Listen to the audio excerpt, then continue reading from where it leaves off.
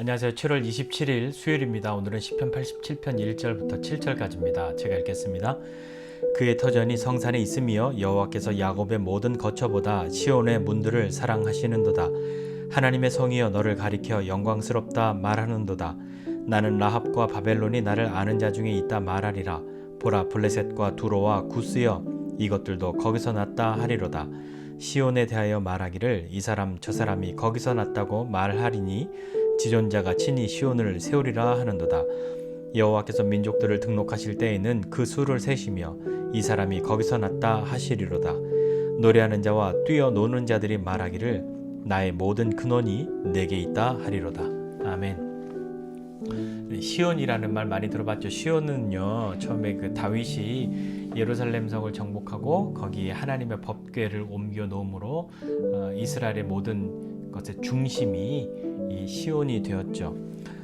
시온 중심의 삶을 살았는데 왕도 거기 있고 백성들도 거기 모여 살았으니까요. 그러니까 시간이 지나면서 점차적으로 예루살렘이 더 확장되잖아요.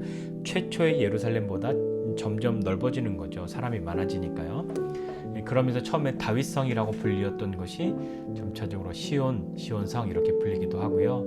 시편이나 다른 성경에서도 뭐 시온의 아들, 시온의 딸이라고 하는 표현들은 하나님의 백성을 이야기하는 거죠. 그것이 이 시온이 점차적으로 더 확장된 개념으로 지금은 교회라고 이해해도 크게 다르지 않을 것 같습니다. 시온은 곧 교회다라는 것이 아니라 어떤 의미적으로 처음에 시온은 하나님의 법궤가 있고 하나님의 백성들이 모여 있고 시온 중심의 삶을 살고 그것이 현대적으로 우리가 이해할 때 교회로 생각해도 크게 무리는 없을 것 같습니다. 이야기하고 있는 거지요. 왜 하나님의 성이여, 그러니까 시온 성이여 너를 가리켜 영광스럽도다. 영광스럽다 말한다 라고 이야기하는데 왜 영광스러울까요?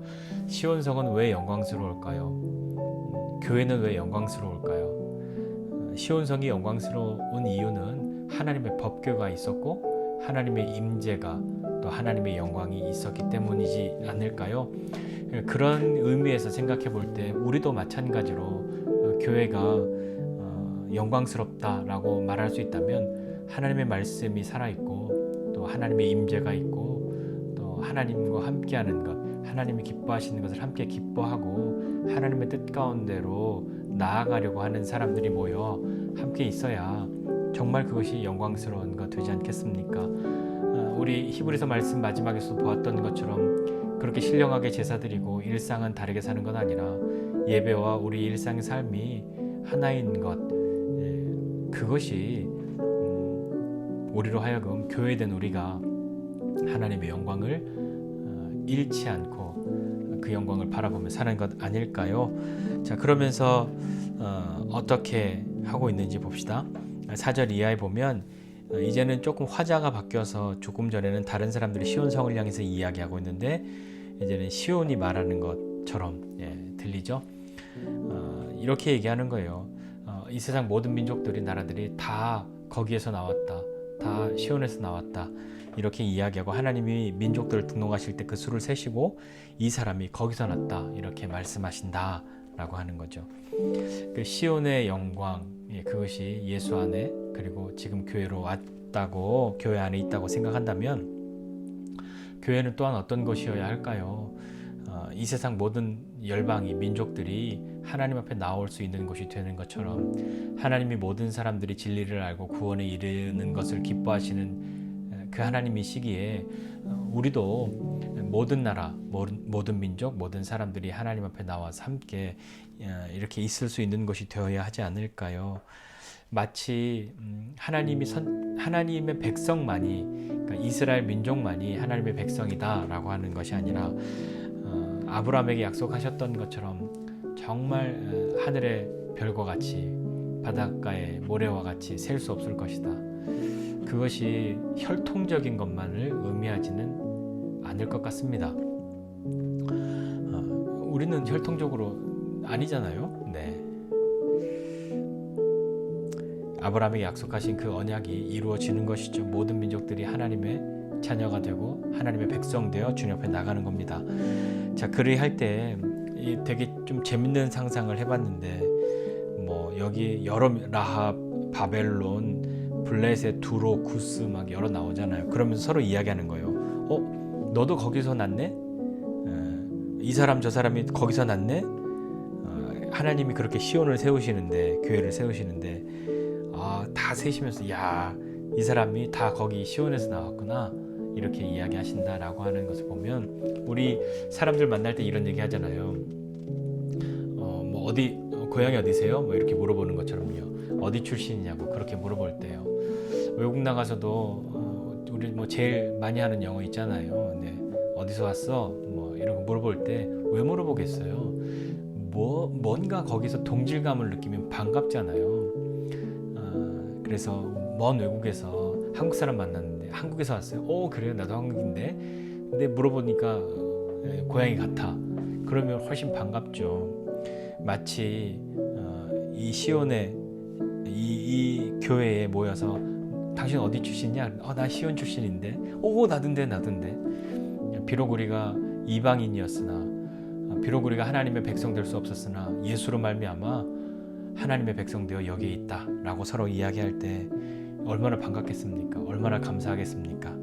7절 이하에 보니까 노래하는 자와 뛰어노는 자들이, 그걸 생각하니까 얼마나 감사하고 얼마나 기쁘겠냐고요. 그러면서 말하기를 나의 모든 근원이 내게 있다 이렇게 이야기합니다. 여기서 너는 시온이죠. 우리의 모든 근원이 시온에 있다 라고 말할 때, 시온이 되고 교회가 되는 것, 그것은 다시 한번 하나님의 법궤, 하나님의 말씀, 하나님의 임재, 하나님과 함께함 없이, 하나님 없이 시온성이 영광스러울 수 있겠습니까? 불가능한 일이죠. 그것은 껍데기일 뿐인 것이죠.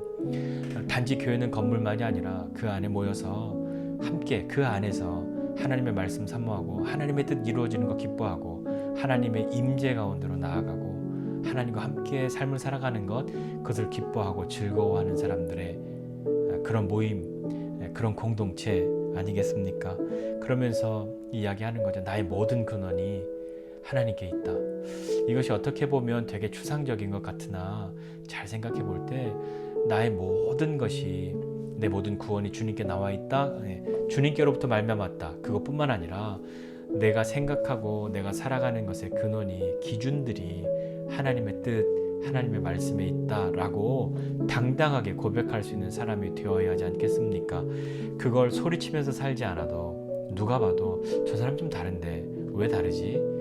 라고 할 때 그것이 나쁘거나 그런 의미가 아니라 하나님의 뜻 가운데로, 하나님의 뜻대로, 하나님 말씀대로 살아가려고 하는 삶의 마음과 태도를 가지고 우리가 삶을 살아갈 때 영광스럽다고 그렇게 말하는 소리를 듣지 않을까요? 그 영광은 나에게 있는 건 아니라 역시 좀 다르구나, 하나님을 아는 사람들이 다르구나 하는 것을 우리도 우리 인생 가운데 경험해 봐야 하지 않을까요?